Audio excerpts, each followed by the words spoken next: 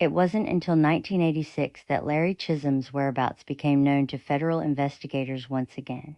That was when one of his pseudonyms, Gregory Moser, relocated from West Virginia to Charlotte, North Carolina.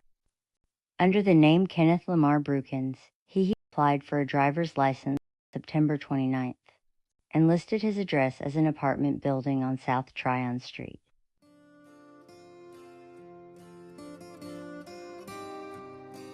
He introduced his wife as Deborah Brookins. She had also gone by Sherry Moser.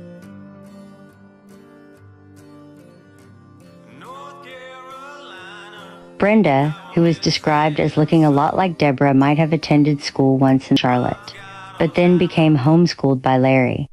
Together, these daughters were believed to have ties to Rock Hill, South Carolina. The existence of Barbie and Sandy Brookins has not been confirmed or dismissed.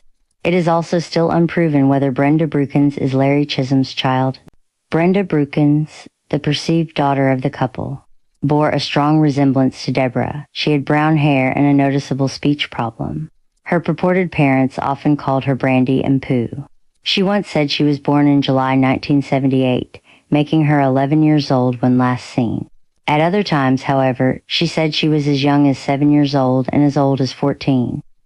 For a while, this family unit lived in a motel while Larry began looking for work in Charlotte. They began attending a local church, the Christians United for People Ministries, often abbreviated as CUP.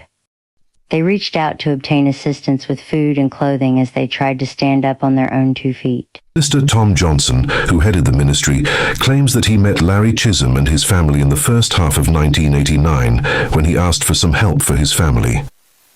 Minister Johnson became familiar with Larry, who he knew as Kenneth Brookins, as well as his wife Deborah. During this time period, Minister Johnson says that Larry, operating under the pseudonym Kenneth Brookins, often provided free or cheap carpet and handiwork service for the homes of CUP ministry attendees.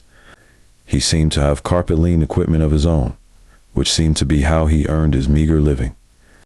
Larry and his new family seemed to have settled into a quiet life in Charlotte, and he soon began to work for a home building company in Matthews, North Carolina. Deborah, his wife, had found a job closer to her home at a laundromat bar with flexible hours. They eventually moved into an apartment building along Castleton Road.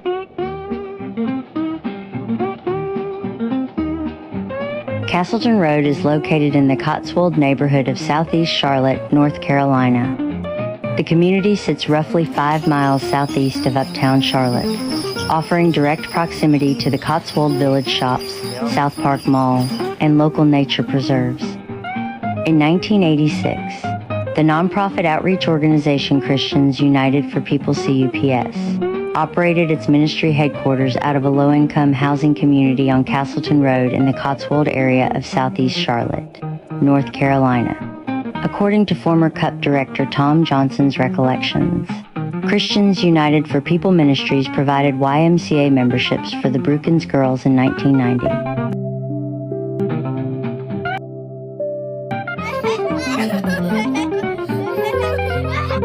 Minister Johnson drove Deborah Brookins home after service when the buses weren't running. He says she was guarded, never letting the minister see where she and her family lived. When he dropped her off, she asked him to drop her off near a somewhat busy intersection, in a lot that was across the street from a housing development.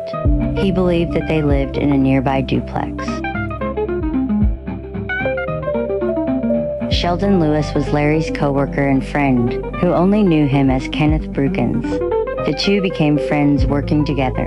Larry made statements in which he admitted to smuggling weed from Mexico with his friends years prior. This statement, which wasn't too far away from the truth, didn't surprise Sheldon, as Larry, or Kenneth, as he was known, was a regular weed smoker who was growing plants of his own inside his duplex. They were finally settled and comfortable. They felt safe in this town. They now own 2 vehicles, a white 1972 Ford, a fixer-upper that Larry had purchased from Sheldon, and a 1978 Chevy van that Deborah drove. The white 1970 Ford needed to be fixed to resell. It barely ran, so Sheldon ended up giving Larry rides to work. He said he only ever saw one daughter, the oldest daughter, Brenda, whom he claims Larry helped out with homework almost every single school night. Unfortunately, the party ends because on January 3rd, 1990, Chisholm is featured on Unsolved Mysteries. And lucky for Chisholm, he actually saw the broadcast. Now, him and his wife, and allegedly the kids they may have had, they leave town in their van. In fact, he had a paycheck waiting on him at his job. He wasn't able to claim it.